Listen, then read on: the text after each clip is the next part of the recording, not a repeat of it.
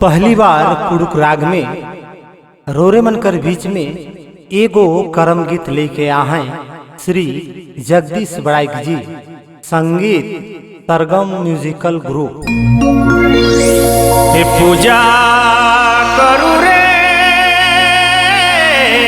भैया, पूजा करू रे बहिन, हाय रे भैया करम राजा अंगना मेरे आलय, हाय रे बहिन करम राजा अंगना मेरे आलय।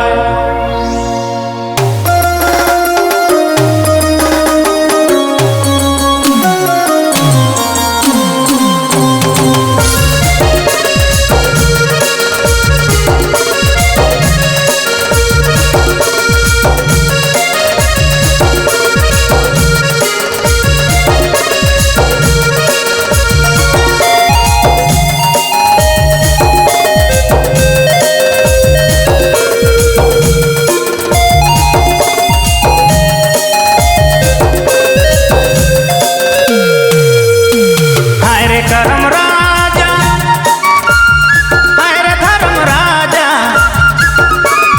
हाय रे करम राजा, हाय रे धर्म राजा, करम के सेवा करे रे, करम के पूजा करे, करम के सेवा करे रे, करम के सेवा करे, करम के सेवा करे रे, करम के सेवा करे।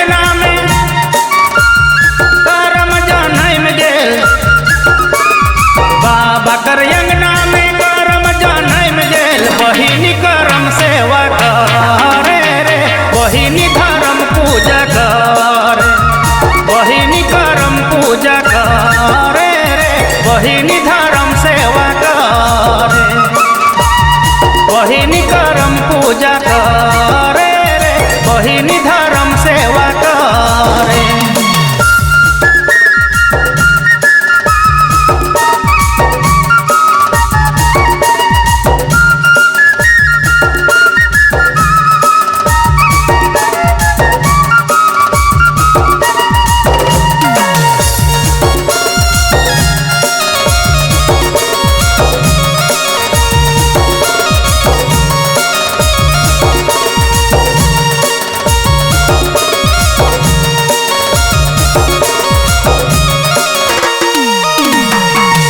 जवा खोसले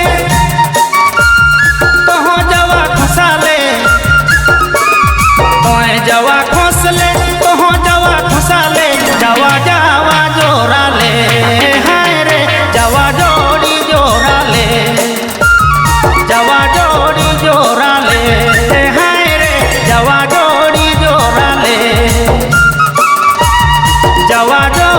जोरा ले, हाय रे जवा जोड़ी जोरा ले, जवा जोड़ी जोरा ले, हाय रे जवा जोड़ी जोरा ले।